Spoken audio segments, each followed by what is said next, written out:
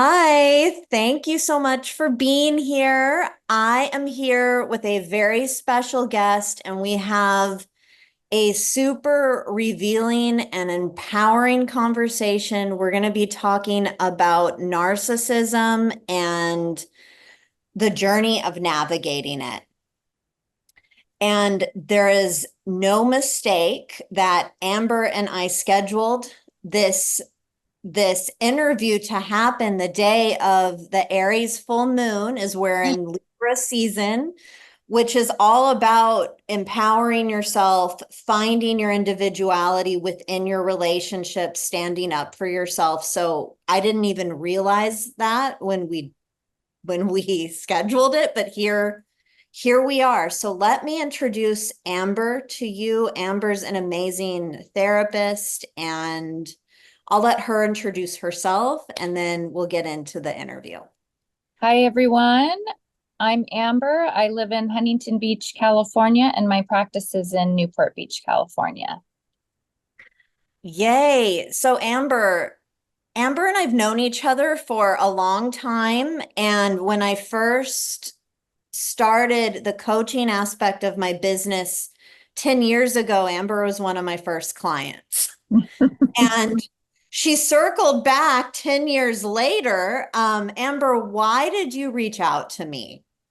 Yeah, so interesting. I initially reached out to you because I wanted to do a couple session. And I felt like I wanted a couple reasons. I felt like I had Um, I didn't have a lot of support around me for the relationship because I had told people what was going on. And I think that that's probably pretty common that a lot of people, um, can also relate to. It's like if you tell anybody like the truth of what's like going on in your relationship, nobody wants to hear about it anymore. And so I wanted some support. And so I wanted to do a couples session. And we'd actually talked about going to couples therapy. And I'd actually booked it. And he had refused to go.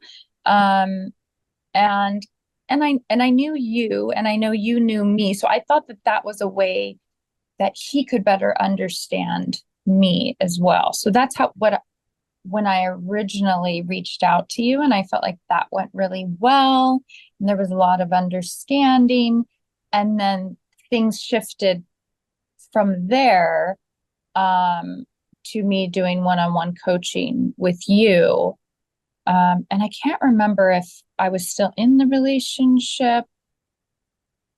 I don't know. It's May like, I interject? Just yeah, so Amber reached out to me when she really like she was in this relationship. It was tough. It was bringing up a lot of, challenges as our relationships will do. And Amber knows this better than anyone. As she's a therapist and she helps people in their relationships.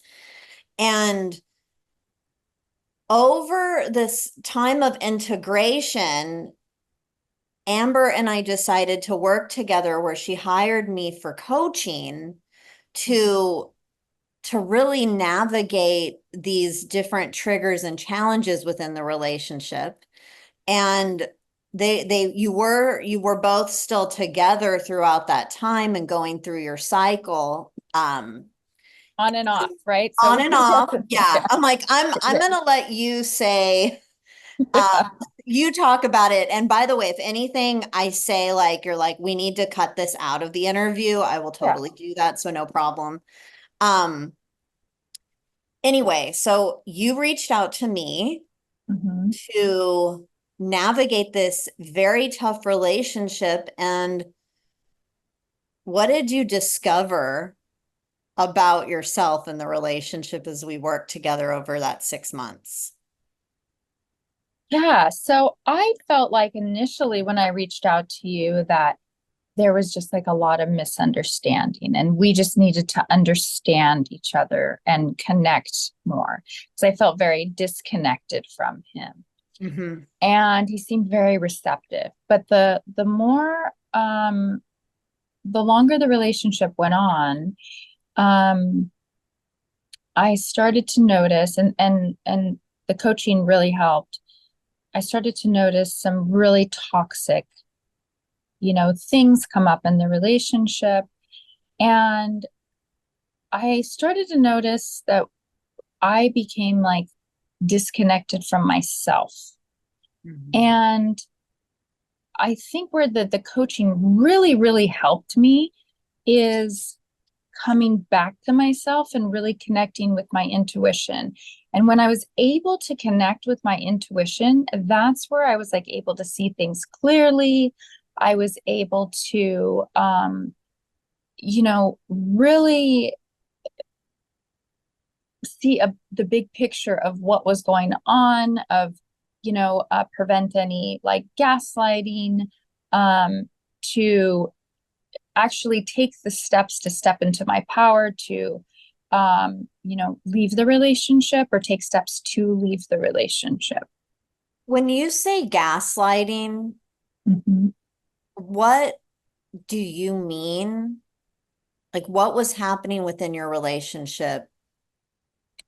Yeah, and so it's so complicated. And in terms of the gaslighting, I think that I did pretty good with the gaslighting. I There were a lot of lies. And unless I had like proof, it was really hard to say this was a lie. And he would even say that, like, you don't have any proof.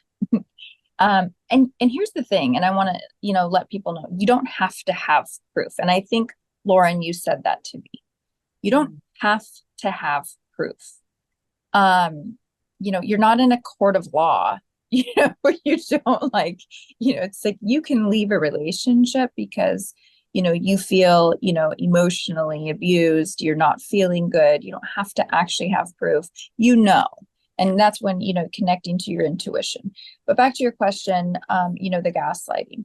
So I was pretty good about the gaslighting. The more I got to know him, there were inconsistencies he would tell me about, past relationships or information about, him growing up, or even little things like what he would say to my son or just anything.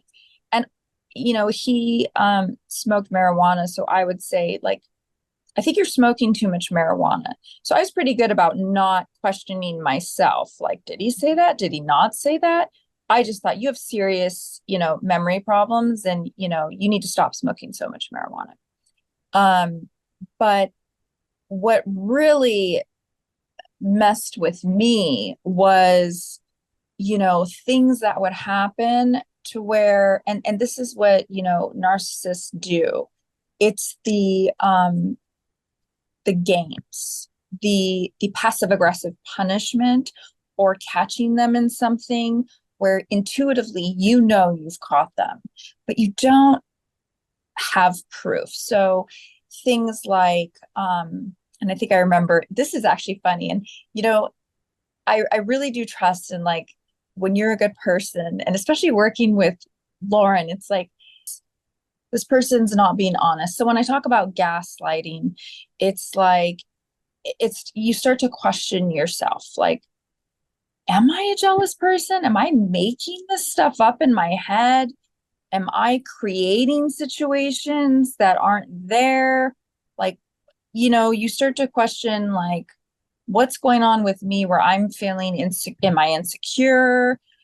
And that's what I was talking about, like really connecting with your intuition. And this is how you really helped me, Lauren, is, you know, you know, having you're almost like a filter. Like, so, having someone to kind of coach me to come back to myself, to meditate, to step into my power, to trust myself, like that. Okay, yes, it's always good to kind of check in with yourself and where are your insecurities and triggers that are showing up, but, pay attention to, connecting with your intuition, to your power, and, you know um you know the reality of what's going on in the relationship. Okay, so this is one incident, fine, it's a one-off, but what else is going on in the relationship, right? Is this good for you? How does this person treat you? Why is it that you don't trust this person? right? I just got goosebumps. This thing about trust and like the deep introspection that a lot of people aren't really willing to do, like to really look at it, because especially in like the spiritual community, we're taught this like, well, how did I create this? Mhm. How did I create this? What am I attracting? And that is amazing because we need to take responsibility for our lives and be accountable. This helps us in all areas.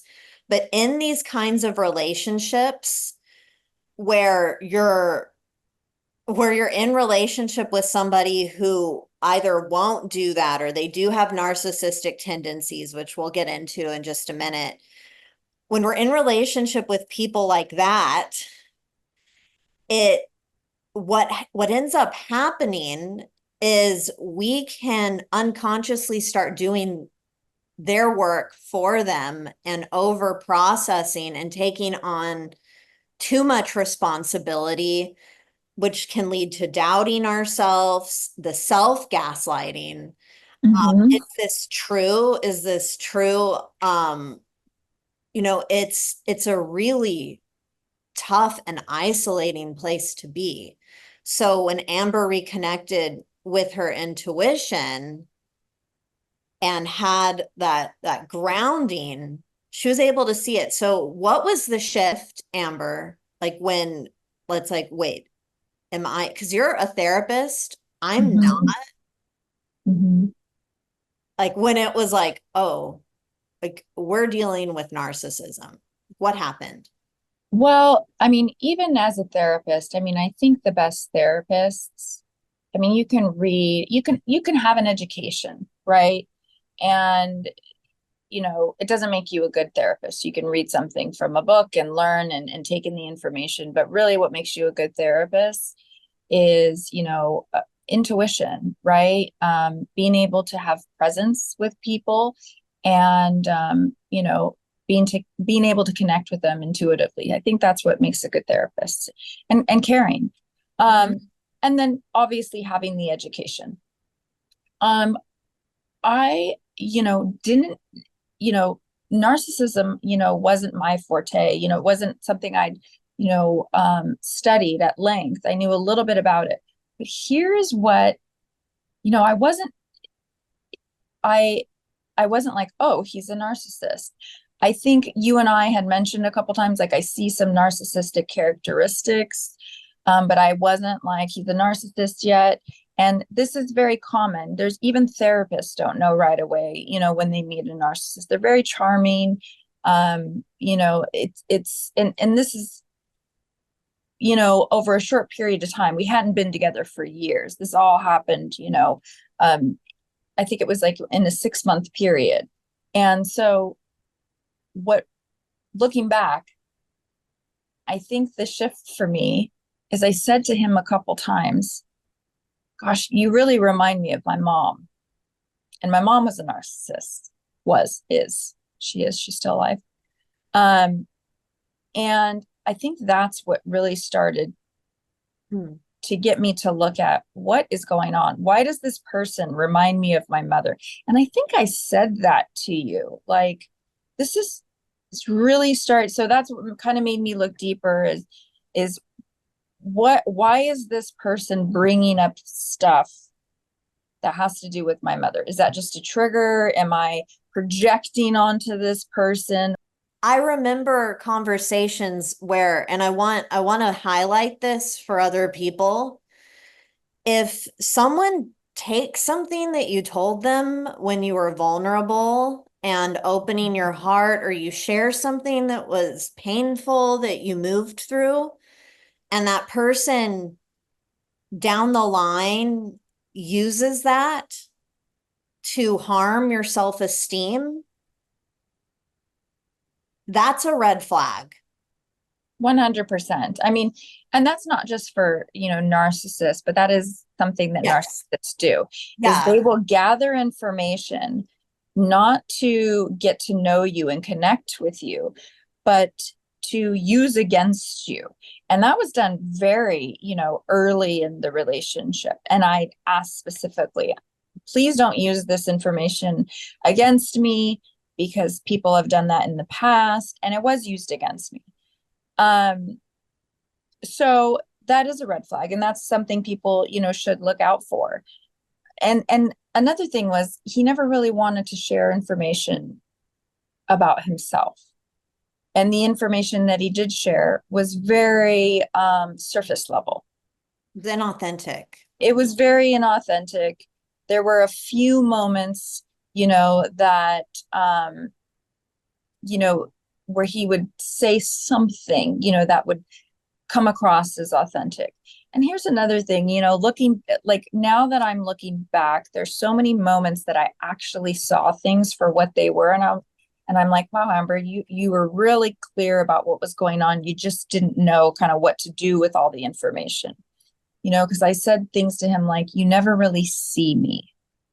And narcissists will never really see you because they don't see you because you aren't a real person. They have a fantasy that they have created of you in their psyche, in their mind. And then there's you, the physical person. But they don't really see you as you. They don't want to get to know you because they only want to live off of this fantasy. So when I said to him, you've never really seen me, I was seeing exactly what was in front of me, or saying, I feel completely disconnected. Yes, because he was connected to the fantasy person. He was never connected to me. He was resentful that I was actually showing up to be anything different than this fantasy. And then there were, moments where this person would actually show up. I think I remember telling you, Lauren, that I would see this very childlike person. It's usually when he was playing with my dogs. And it would be like just a flash of an authentic person. And, or when I hurt him one time, it was like, that was an authentic moment, but it was so like minimal, and that's what, people, hold on to these like little moments, these breadcrumbs of, if I could just break through and get to that, real person, but you won't. And there's nothing that you can do. They will never do the work that they need to do for anybody else other than themselves. And they need to hit rock bottom in order to do that. And even if they hit rock bottom, they need to want it. Like there is absolutely nothing you can do to save them. You cannot do the inner child work for them. And that is what they need to do, is the inner child work. And it is very few, true narcissists that will actually want to do the work, because it's so much more difficult to do the work than it is to play their games and feed their ego. And they get, so a lot of my clients ask me like, it just must be so draining to do what they do. And I thought about that. I mean, my ex was, cheating constantly. And I thought, the amount of time it must take to message these women, to play all these games, I just wouldn't even know how to take the energy to do that. But the truth is, they get energy from it. For them to actually be authentic and vulnerable would take so much energy for them. The energy they get is from the lies, from the manipulation, from the attention from all these people. It's like a false power trip. It is. But they're unhappy inside. And what I remember is that when since I met him, like I completely see what you're talking about, like those moments of innocence and purity, and like it was there. Mm-hmm. It really was. But what I'm interested in knowing is what shifted within you to realize enough is enough. I cannot save this person, and there is no version of myself I can be that will help them. and I think, recognizing this person as a narcissist was a gradual thing. It was, being selfish, the verbal abuse, the emotional abuse, the neglect, the neglect of, not being loving physically, and I mean, so many other things. It was gradual, and then promising change, and these little changes, and then nothing really major, changed. And for me, honestly, I think it was, like I said, I started to, meditate every day, and I started to step into my power, and I left, I mean, I was always leaving the relationship. It was like on and on, like every week. Uh, no joke. It was like on and off, week by week. But then I left, and I started seeing somebody, and somebody from my past. And I think that with that, combined with the coaching and meditating and being away from this person and seeing somebody else who, it wasn't somebody that I was, serious about, but it was somebody who I had a prior relationship with, who I did love this person, not in love with the person, but love the person that treated me, that was authentic. So when this person would look at me, they would see me, they were loving to me, they would compliment me. There was a lot of, affection, and it just reminded me of who I was. And I say it's like, reminded me of who the fuck I was, and Right. and how it feels to be nourished and seen. And then that's when I was like, I don't want to do this anymore. And this person will never change, and am I willing to be with somebody who, is going to treat me this way? And here's the thing. My mother was a narcissist, and so I have struggled with, abandonment issues. And so, even after, I'd started seeing this person, my ex, the narcissist, wanted to continue to be in the relationship and kept saying, I love you unconditionally.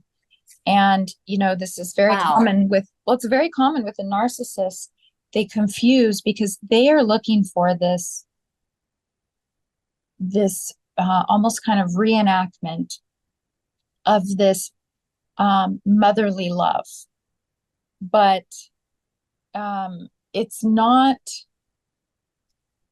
it's like you take the place of their mother, right? And they want to replay this scenario, and have the power over that relationship. And that's supposed to be the unconditional love, right? But it's not real. This is all in fantasy, right? It's not authentic. And so that's how they see the unconditional love, right? But they're going to treat you like shit, and they're going to cheat on you and do all these horrible things. Um, but there was a part of me, because of the abandonment issues, that thought, oh my gosh, so here's one person, even though they're going to abuse me, they will never leave me. And that is a deal. You know, the because the wounded child in me was like, even even a baby who has an abusive parent will still want to be with that parent. So there's kind of an innate, part of us that like doesn't want to be left, still wants that connection. And so there was this part of me, and I think this is where, a lot of people, feel like this trauma bond, especially if we don't know like where our wounds are coming from. So I think the more that I was, able to be conscious and connected about like, whoa, like where is this coming from? And I remember, Lauren, you were talking to me about like, hey, what's coming up here is half a loaf is better than none. And that really hit like, oh, yes, that is totally what's coming up, because I could see that there was this pull of this wounded child, like, well, at least this person will never leave. They're going to abuse me, and I won't get affection and I won't get real love, but they'll be physically here. It's wild, right? It's wild. But I think it's, you know, I actually am grateful to have gone through this because one, I get to see where my wounds are. And when we know where our wounds are, then we can see the triggers that come up and be conscious of them and have awareness around them. And two, I have a way deeper understanding for my clients and a way deeper understanding for narcissists that, I have to deal with. And I've had an influx of clients and victims of narcissists, and I'm getting certified as a narcissist victim coach because of that. Just because there's been such an influx, and some of the research that I've done points to an abundance of narcissism in the future. So I think this was all, supposed to happen. And although it was very painful, and the stalking afterwards for just months was brutal, but they call it hoovering. We call it hoovering. Like I said, I think it was meant to be. And not only that, but it also taught me how powerful and resilient, and I am not scared of narcissists. Like, they can come, I know I can get through it. And I kind of see like a vision of walking through a dark cave and holding a light. Like, it's Like not this? scary. It's not a scary place. These people don't scare me. I know a lot of people are scared of them. They're weak, they're scared, and they're not to be feared. I really, really love that, because whether somebody is a narcissist they or they have these tendencies that are manipulative, or there's fear mongering that's used, when we play along with that and we're afraid of them and we start acting in fear, it just perpetuates the whole thing and it keeps it going. And what I just listened to you share was like what you said about how you would be told, "Oh, I love you. I love you unconditionally, baby. Let's be together." And how you're like, "Oh, yay." But like, sure, it's a lie, but their unconditional love, and I'm making a generalized statement, their unconditional love is, "You have to forgive me for the past and put up with my shit, and then I'll be good." Like, And they're not going to be good. I know, and it's like, you have to put up with my gaslighting and all this stuff, and it's just like, um, no. And then the half a loaf is better than none. And what you beautifully went through about like the inner child work and that abandonment wound, what happens is that I think we get into this like binary thinking where it's like it's either this relationship or no relationships.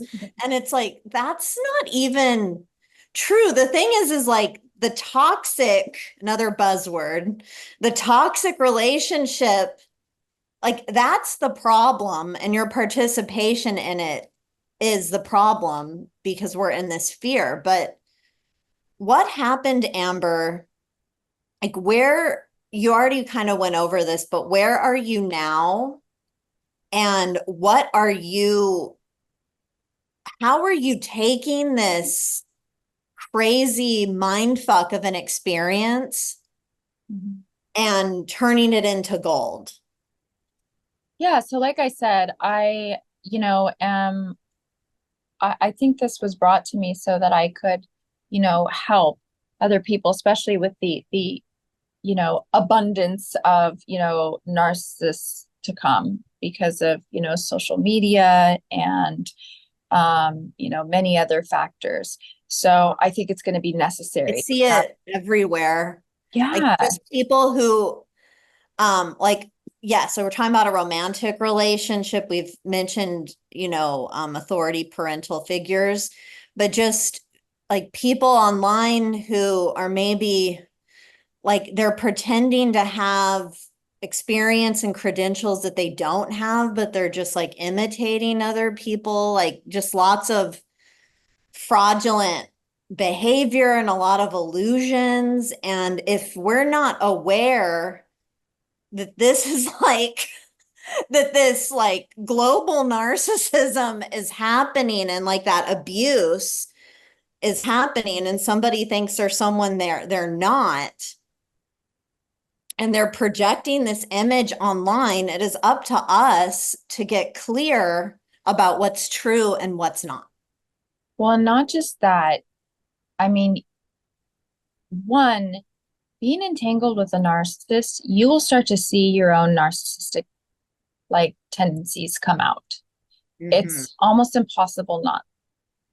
So if we are able to identify the narcissism in ourselves, that helps for us not to become, narcissists. Now it's a little bit different, like obviously the like true narcissism comes from, trauma. But if we're able to see the narcissist in ourselves, then we'll say, whoa, I'm starting to notice this in myself and I want to go to therapy and work on this, or, maybe I need to check myself in this. Um, and that's really important. People who are involved in, relationships with narcissists, they definitely need to go to therapy afterwards and take what's called like a narcissist flea bath. And so, um, one thing you and I, worked on, Lauren, is I finally went toe to toe with him. And it's not for everybody, um, but it worked in my situation. But Right. let me tell you, going toe to toe with a narcissist is a bloodbath. It's And not for because you have a lot of emotional resilience and you have like worked on yourself, you have self-confidence, you are grounded in your truth, so you could do it. even then, though, I mean, it is difficult Hmm. because you have to access some parts of you that are dark. And I'm okay with that. Yeah. Because I can find my way back, but you have to do some clearing after that, to not get caught up in it. So, and almost like give yourself permission. And I know we spoke about that, and maybe you can speak to that a little bit of, the I think it was the psychic healing, that we did, and kind Oh of what my came up, because I was God. kind of struggling with, is it okay for me spiritually to go there? Oh my gosh. Okay, I'm ready to talk about this. Okay. If I'm since I have your permission. Yeah. Okay, so like in this like spiritual community that we're in, it's a very love and light culture. And that's great. I'm I'm for it. However, what happens is some people they don't acknowledge the opposite of like the love and the light and the darkness. It's not just about something that's like quote unquote like bad. It also houses power that you have within you. And it may be things we're not aware of because we're following the crowd on this whole love and light thing. And it's like, that so when it's done in a toxic way, the love and light, what I'm saying is kind of controversial right now, but when it's done in like I think that the love and light culture can really disempower a person from disconnecting with themselves and their own boundaries and Mhm. standing up for themselves. Yeah, So I agree. in Amber's um in Amber's healing, a service, like it's called illumination. I go into this place, I astral travel, and I just like let my client know what I see. And I saw Amber, there were a bunch of, I think there were a bunch of men lined up, and she was handing them this very poisonous flower, like probably like the most poisonous. And the thing is though, is it was beautiful because it was like, hey, I'm taking accountability at the highest level and saying like this type of behavior is fucking dead to me. Like I am not playing. I've tried everything, so take the fucking flower and fuck off. And that kind of power is needed. Now, to Amber's point, that comes with massive self-awareness, and I think it requires a healthy narcissism as well to realize like I'm not okay with being treated like this. But what's different, in my opinion, so Amber, you'll have to check me or tell me what you think, um, is that what makes it different from, what like we're talking about with this toxic or narcissistic behavior is that if you do something like that where you set some firm boundaries or you go toe to toe, you are highly aware of what you're doing, Mhm. and you're also realizing I have given this person plenty of chances. I'm aware of myself. I am accountable. And this is a very conscious decision to say no more. Like, no more. I am not taking your shit. And you're also not taking that, like even the spiritual shadows shit of being a doormat and putting up with these people. But it has to come after some major introspection and looking at all aspects of the situation so that you're clear and you're in full acceptance and you feel at peace with just being done. And Yeah. yeah, so Yeah, I agree. And when I say toe to toe, it's not like I went and like hit him or anything. It was causing a narcissistic injury.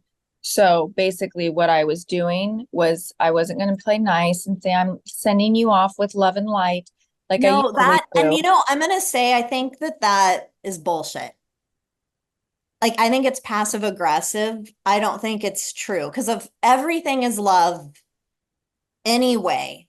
But Right. it's also it's loving to take care of yourself. Right. And it really is like your intention. Like, do I, wish bad things for this person? No, I really No hope he hits way. rock bottom and I hope he starts to get, help for himself. But I had to go toe to toe with him. So I started being honest and telling him the truth about exactly what was happening, exactly who he is. And that's not a fun thing to hear. And that is a super, super hard thing for a narcissist it's called a narcissistic injury to hear that their fantasy is crumbling. The worst thing you can do for a narcissist is ruin their fantasy. And I hope everyone heard that. they 100% will. So what I want everyone listening to this to know is that you are valuable, you matter, and you do not have to stay or participate in any relationship, any dynamic, any situation that makes you feel otherwise.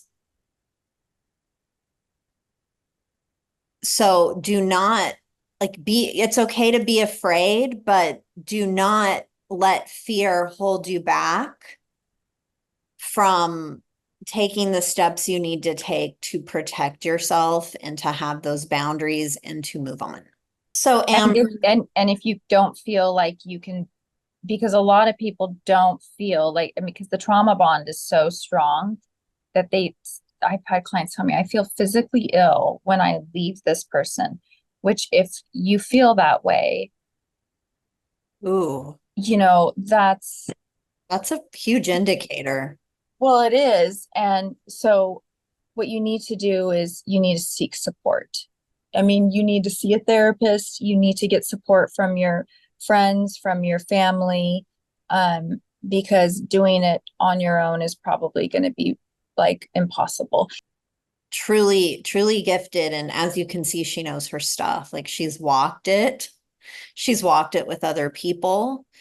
Um, she knows what she's talking about.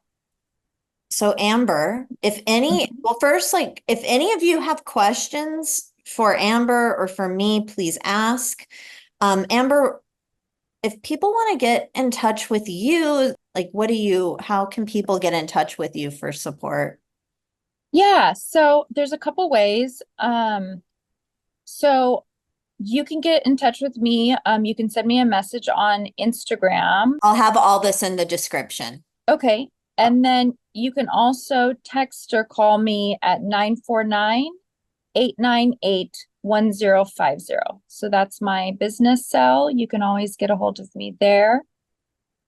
Okay. Yeah, Amber so if any of you are dealing with these issues, you can always reach out to me, but I highly recommend Amber for therapy and her narcissistic coaching. And not that your coaching is narcissistic, but but her Just a little bit, we all just have a like little her bit of whole, narcissism. well, we all have to have this nice healthy amount to keep us safe and in check. But I highly recommend Amber. She knows her stuff. I said that already. So Amber, anything you want to add before we close up? I just want to say, like, I think like it's a process, and you said, Lauren, that, each, experience with narcissism is not linear. And so to be like gentle with yourself, and there's not a time limit, everybody's experience is different. And even in my own, experience, where I'm at now is I'm still working on forgiveness, and that's okay. I don't need to, do it immediately. I want to do it when I feel like it's right. And so wherever someone's in the process, even if you're still in the relationship, that's okay. It is a process. And I think just recognizing where you are, maybe just talking about it is, a good step. And, being gentle with yourself. And like I said, wherever you are in the process, just having a therapist or a coach, making sure you're safe as well. Mm. Yes. I love that. That's a great way to close up. And Amber, thank you for opening your heart and for sharing your story with everybody. It's really courageous. And as we say, courage is a vehicle of love. Thank you, Lauren.